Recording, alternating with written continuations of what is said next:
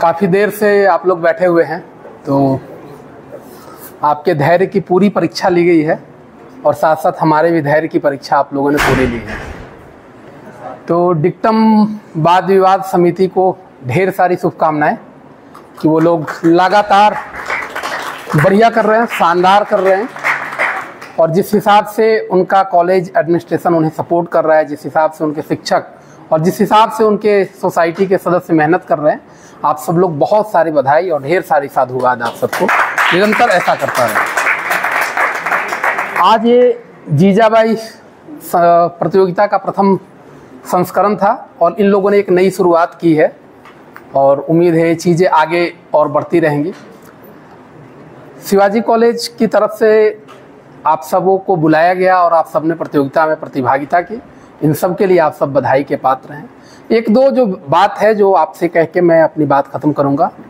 पहली बात तो ये कि जब आप डिबेट करते हैं, जब आप डिबेट का विषय आपके सामने आता है, तो उस समय आपका पहला रिएक्शन क्या होता है? आप क्या करते हैं? पहली चीज़ मुझे लगता है कि 90% लोग गूगल करते हैं। मुझे ऐसा लगता, हो सकता है मैं गलत हूँ, कम हो जाए परसेंटेज, लेकिन अधिकांश लोग यही करते हैं। और जबकि करना क्या चाहिए था? पूछना चाहिए था अपने आप से कि विषय क्यों आया है, जरूरत क्या है इस विषय की, और पूछना चाहिए था कि इस विषय का मेरी जिंदगी के किस हिस्से के साथ संपर्क है, मेरी जिंदगी का जुड़ाव इस विषय के साथ क्या है। फिर वहां से कुछ तर्क बनने शुरू होते जो आपके अपने होते। जब आप चिंतन की प्रक्रिया को किसी और के हवाले कर देते हैं तो आपके तर्क मोनोटोनस होते चले जाते हैं, फिर सब्जेक्टिविटी का अभाव होता चला जाता है। और इस पूरी वाद विवाद में हमने ऐसा देखा। मैं विषय पे कोई भी बात नहीं करूंगा जिससे आपको ये लगे कि मैं या हम निर्णायक गण ऐसा सुनना चाहते थे, इसलिए विषय पे हम कोई बात नहीं कर रहे हैं। हम एक इन जनरल बात कर रहे हैं। वाद विवाद की पूरी प्रतियोगिता हिंदी में रखी गई है और हिंदी भाषा के ऊपर आपका पकड़ आपके वक्तव्य से दिख रहा था कि कितना है। आप अगर 3 मिनट के स्पीच में एक एक डिबेटर एक एक वाद विवाद की प्रतियोगिता 17 अंग्रेजी के शब्द लेके आ रहे हैं, और वो भी बहुत सामान्य, नोट किया है मैंने, फीलिंग, आइडिया। 1847 आपके लिए हिंदी में आते आते 1857 हो जाता है। 1847 1857 बन जाता है जैसे ही भाषा बदलती है। ओपन, डोमिनेंस, पॉइंट, एग्जिस्टेंस, इन सबके लिए बहुत प्रचलित हिंदी शब्द है।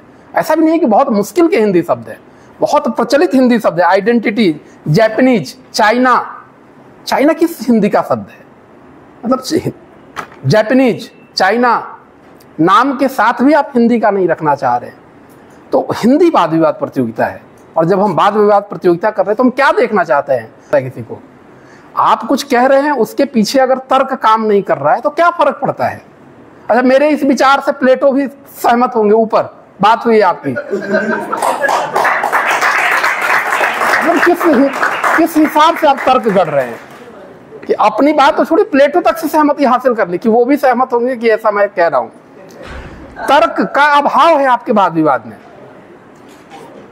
प्रस्तुति, तर्क, प्रस्तुति, भाषा और इनके साथ शारीरिक हाव भाव, इनका संतुलन अधिकांश डिबेटरों में, वाद विवाद प्रतिभागियों में अभाव देखा गया। तर्क के साथ, प्रस्तुति के साथ हाव भाव और भाषा का एक जो संतुलन होना चाहिए, जिससे लगता है कि आप जब वाद विवाद कर रहे हैं तो आप एक संतुलित अवस्था में हैं। जब आप खुद संतुलित अवस्था में नहीं है तो आप ये कैसे तय कर देंगे कि राष्ट्रभाव जागृत होगा या नहीं होगा? अपना संतुलन पहले जरूरी है, तब यह तय होगा कि विषय किधर जाने वाला है। और यह संतुलन तब पैदा होगा जब आप खुद सोचना शुरू करेंगे, क्योंकि जब आप खुद सोचते हैं ना तो आप अपनी भाषा गढ़ते हैं। आपने खुद सोचा नहीं, इसलिए आप अपनी भाषा नहीं गढ़ पाए, और जब आप ये दोनों नहीं कर पाए तो या तो आप माइक को 3 बार छुएंगे, या तो आप आवाज ऊंची करेंगे, या आपकी शारीरिक भाव, हाव भाव से नृत्य कला जैसा भाव प्रतीत होने लगेगा। तो इन सबके संतुलन पे अगर आप थोड़ा सा काम करें तो मुझे लगता है कि बेहतर रहेगा। 2 चीज और जो महत्वपूर्ण, 3 मिनट का समय है और विषय इतना बड़ा है कि रिसर्च होगा उसके ऊपर, पूरा का पूरा रिसर्च हो सकता है, शोध हो सकती है। लेकिन 3 मिनट में अगर आपसे इस विषय पे बात करनी है तो किस चीज से आपको बचना चाहिए? आपको विचलन से बचना चाहिए। आपको भटकाव से बचना चाहिए, आपको दोहराव से बचना चाहिए। आप एक बार वैश्वीकरण बोल रहे हैं, अगली बार ग्लोबलाइजेशन बोल रहे हैं, आप किसका समय खराब कर रहे हैं? अपना। क्योंकि हमें वैश्वीकरण भी समझ में आ रहा है और ग्लोबलाइजेशन भी समझ में आ रहा है। अगर आप दोनों बोल के समझाना चाह रहे हैं तो या तो आपके पास बोलने के लिए नहीं, या आप हमारा मनोरंजन करना चाहते हैं। तो आपको भटकाव और दोहराव से बचना चाहिए। उसके अलावा आप क्या कर सकते हैं? आप उदाहरणों को तर्क बनाने, क्यों हम पे ये दबाव डाल रहे हैं कि इतने उदाहरण मैंने दिए, आप इसको तर्क समझ लीजिए। उदाहरण तर्क नहीं होते। अगर 10 उदाहरण दे के मैं कहूं कि भारत में महिलाएं यहाँ पहुंच गई, यहाँ पहुंच गई, यहाँ पहुंच गई, इसका मतलब भारत महिलाओं के लिए एक स्वर्ग जैसा देश है, तो ऐसा नहीं है। उदाहरण तर्क थोड़ी ना बनते हैं। कथन, हाइपोथेसिस, परिकल्पना से आप बचिए कि आप कुछ सजेस्ट कर रहे हैं और हम उसको मानते चले जाए। आप तर्क के साथ आइए कि ये इस चीज को समर्थन करता है, इसलिए ऐसा है। और सबसे पहले विशेष का विश्लेषण कीजिए। वैश्वीकरण में वैश्वीकरण क्यों है? वो ग्लोबलाइजेशन, डीमोनेटाइजेशन क्यों है? ऐसे करण लास्ट में क्यों लगा है? विमुद्रीकरण, क्योंकि वो एक प्रक्रिया है, इसलिए उसके पीछे जो उपसर्ग लगा है करण, उसका कोई अर्थ है। और राष्ट्रवाद एक वाद है, वो वाद क्यों लगा है? पूरा डिबेट तो इतने में क्लियर हो जाएगा। करण का वाद से क्या संबंध है? अगर इतना संबंध भी आप ठीक से समझ के आए होते तो आपके लिए पूरी बात समझिए। और आखिरी बात कि जब आप प्रश्न को पूछते हैं या प्रश्न का जवाब देते हैं, दोनों ही समय में बहुत सारी चीजें जो ध्यान देने वाली। 5 नंबर का है, प्रॉपर 5 नंबर का प्रश्न रखा गया है। और देखिएगा जीत हार का अंतर जब आपको लगेगा तो हो सकता है कि आश्चर्यचकित कर दे, यार ऐसे कैसे हो गया?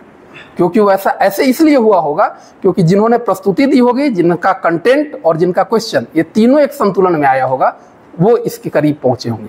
तो जब आप प्रश्न पूछ रहे हैं तो आप क्या कर रहे होते हैं? आप ये कर रहे होते हैं कि आप जो पहले बोल के गए हैं उसको दोबारा रिपीट कर रहे होते हैं।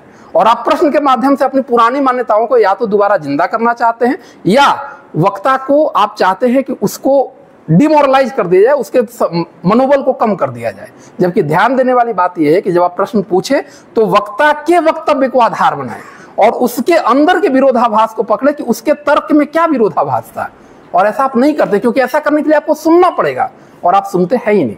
आप अपने बोलने के बाद अपना समय समझते ही खत्म हो गया।